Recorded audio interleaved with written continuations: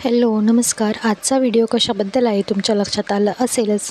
जर तुम्ही देखील शिर्डी येथे साई दर्शनाला जाणार असाल तर अगदी कमी बजेटमध्ये तुमचं साई दर्शन कशाप्रकारे करता येईल या संबंधीची संपूर्ण माहिती आजच्या व्हिडिओमध्ये सांगितली आहे. तर व्हिडिओ शेवटपर्यंत बघा म्हणजे तुम्हाला संपूर्ण माहिती मिळून जाईल. जर तुम्ही नगर किंवा नाशिक या मार्गे शिर्डी येथे साई दर्शनाला जाणार असाल तर शिर्डीमध्ये प्रवेश करताच उजव्या बाजूला तुम्हाला साई आश्रम हे भक्तनिवास दिसून येईल. तर या भक्तनिवासमध्ये आपल्याला एंट्री करायची आहे. येथे एंट्री केल्यानंतर जर तुमचं स्वतःचं वाहन असेल तर इथे पार्किंगसाठी उत्तम सोय आहे. भरपूर मोठी पार्किंग येथे अवेलेबल आहे. तर त्यानंतर तुम्हाला रूम बुकिंगसाठी समोरच ऑफिस दिसून येईल. तर त्या ऑफिसमध्ये एंट्री केल्यानंतर तुम्हाला उजव्या बाजूला फॉर्म दिला जातो. तर तेथे फॉर्म भरून आपल्याला ऑनलाईन आणि आपल्याला ऑफलाईन बुकिंग तिथे करता येतात. येथे ऑनलाईन आणि ऑफलाईन दोन्ही प्रकारच्या बुकिंग येथे होतात. जर तुम्ही ऑनलाईन बुकिंग करणार असाल तर तुम्ही काही दिवस आधीच ही बुकिंग करून ठेवली तरी चालते. जर तुम्ही ऑफलाईन बुकिंग करणार असाल तर तेथे जाऊन तुम्ही फॉर्म फिलअप करून तेथे सबमिट करा आणि फॉर्म देताना आपल्याला जेवढ्या मेंबरची नावे आपण तिथे भरली आहेत तेवढ्यांचे आधार कार्डची झेरॉक्स तेथे लागते. तर ते सबमिट केल्यानंतर आपल्याला तेथे त्यांचं व्हेरिफिकेशन होतं. ते व्हेरिफिकेशन झाल्यानंतर ते आपल्याला डाव्या बाजूला कागदपत्र सबमिट करायचे असतात आणि तेथे आपल्याला रूमची चावी दिली जाते. तर येथे रूमचे ब्लॉक्स आहेत ABCD याप्रमाणे. तर ज्या ब्लॉक्समध्ये तुमची रूम असेल, ज्या ब्लॉकमध्ये तुमची रूमची बुकिंग असेल तिथे आपल्याला आपले वाहन देखील घेऊन जाता येते. तर तिथे आपल्याला जायचं आहे. तिथे गेल्यानंतर आपल्याला काउंटरवरती आपले नाव नोंदणी किंवा नाव रजिस्टर करायचे असते आणि येथे रूम्स 24 तासासाठी अवेलेबल असतात. तर बघा पुढे अशा प्रकारचे हॉल तेथे किंवा रूम बुकिंग आहेत. त्या अशा प्रकारचे कॉरिडॉर आहेत, तिथे रूम्स आहेत, वर लिफ्टची सोय देखील आहे. तर त्यानंतर येथे रूम बघा अशा प्रकारच्या आहेत की मी म्हणेन एकदम चांगल्याही नाही आणि एकदम लो क्वालिटीही नाही. तर बऱ्यापैकी रूम येथे अवेलेबल आहेत. तर तुम्हाला यापेक्षाही जर चांगल्या रूम्स हव्या असतील तर तुम्ही आपलं प्रायव्हेट लॉजिंगमध्ये बुकिंग करू शकता. आणि जर तुम्हाला अगदी कमी बजेटमध्ये रूम हव्या असतील तर या अशा प्रकारच्या रूम येथे अवेलेबल आहेत. तर बघून घ्या, ह्या रूम अशा प्रकारच्या आहेत. अगदी 3 ते 4 जण आरामात या रूममध्ये राहू शकतो.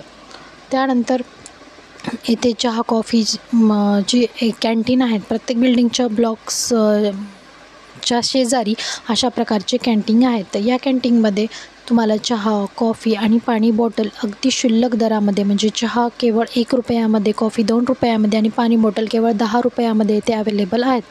तर तुम्ही येथे कुपन काढायचे आणि ते कुपन दाखवल्यानंतर तुम्हाला चहा कॉफी इथे दिली जाते.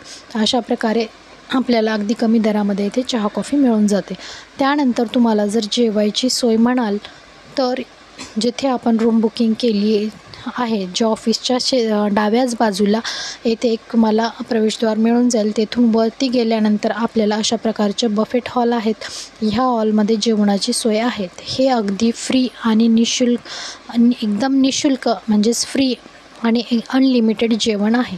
तर जेवणामध्ये तुम्हाला इथे चपाती, भाजी, भात, वरण आणि एक स्वीट पदार्थ दिला जातो. तर अशा प्रकारचे एकदम पोटभर आणि एकदम फ्रीमध्ये इथे जेवण तुम्हाला मिळून जाईल. जेवण पण क्वालिटी बऱ्यापैकी चांगली आहे. त्यानंतर तुम्ही म्हणाल इथून साई भक्तनिवास येथून आपल्याला साई मंदिर हे 4 ते 5 किलोमीटर अंतरावरती आहे. तेथे जाण्यासाठी तुम्हाला गेटवरती अगदी गेटच्या समोरच रिक्षा मिळून जातील. तेथून तुम्ही रिक्षा करून मंदिरापर्यंत जाऊ शकता किंवा जर तुमचं स्वतःचं वाहन असेल तर त्याने देखील तुम्ही मंदिरापर्यंत जाऊ शकता. जर तुम्हाला अगदी फ्रीमध्ये किंवा तुमच्याकडे वाहन नसेल आणि अगदी फ्रीमध्ये जर तुम्हाला दर्शनाला जायचं असेल तर या अशा प्रकारच्या साई संस्थांच्याच बसेस आहेत ज्या की अगदी फ्रीमध्ये तुम्हाला या साई भक्त आश्रमापासून शिर्डीच्या मंदिराच्या गेटपर्यंत तुम्हाला नेऊन सोडतात. हे अगदी एकदम फ्रीमध्ये आहे. तर यासाठी फक्त अर्धा तास 15 ते 20 मिनटं किंवा अर्धा तास तरी वेटिंग असते. ते वेटिंग केल्यानंतर या बसेस फुल झाल्या की त्याच बसेस तुम्हाला नेऊन सोडतात आणि त्याच बसेस तुम्हाला परत देखील घेऊन येतात. तर बघा गेटच्या आतमध्ये गेल्यानंतर लगेचच तिथे चप्पल स्टँड आणि मोबाईलचे लॉकर्स तिथे मिळून जातील. मोबाईल लॉकरमध्ये ठेवावा लागतो, तिथे आतमध्ये मोबाईलला एंट्री नाही आहे, त्यामुळे जास्त काही आतमध्ये शूट करता आलं नाही. तर हा बघा बाहेरचा परिसर आहे, जिथे वेगवेगळी दुकाने लावलेली आहेत आणि खूप सारं शॉपिंगसाठी इथं तुम्ही वेगवेगळी दुकाने, प्रसाद, मूर्त्या, फोटोज, देवांची वस्त्र, साहित्य, पूजेचे साहित्य या सर्व प्रकारचे स्टॉल्स इथे अवेलेबल आहेत. तेथे तुम्ही शॉपिंग करू शकता. तर हे मंदिराच्या बाजूचा परिसर आहे आणि त्याच्या पाठीमागं जे दिसत आहे तिथूनच मंदिराच्या दर्शनासाठीची एंट्री आहे. तर तिथून मध्ये गेल्यानंतर तुम्हाला जास्त गर्दी जर असेल तर वेळ लागेल, परंतु जर जास्त गर्दी नसेल तर 1 ते 1.5 तासात तुमचं एकदम चांगलं दर्शन इथे होऊन जाईल.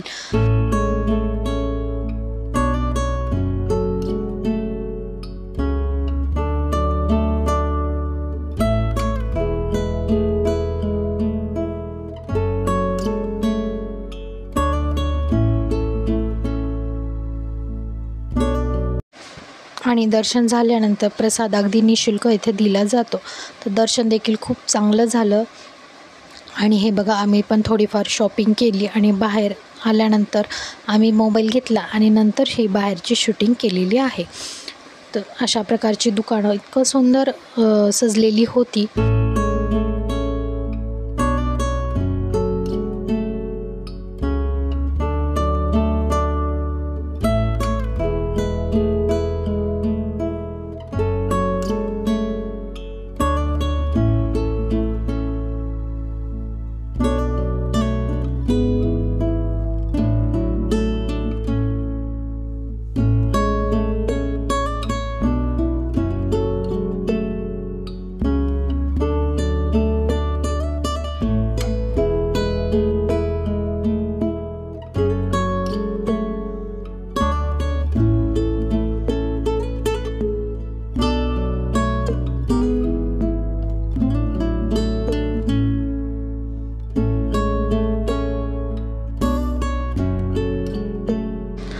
याच परिसरामध्ये पुढे गेल्यानंतर तुम्हाला एक मंदिर दिसून येईल. तर त्या मंदिरात देखील शिर्डीच्या साईबाबांची अगदी सुंदर प्रतिकृती आहे.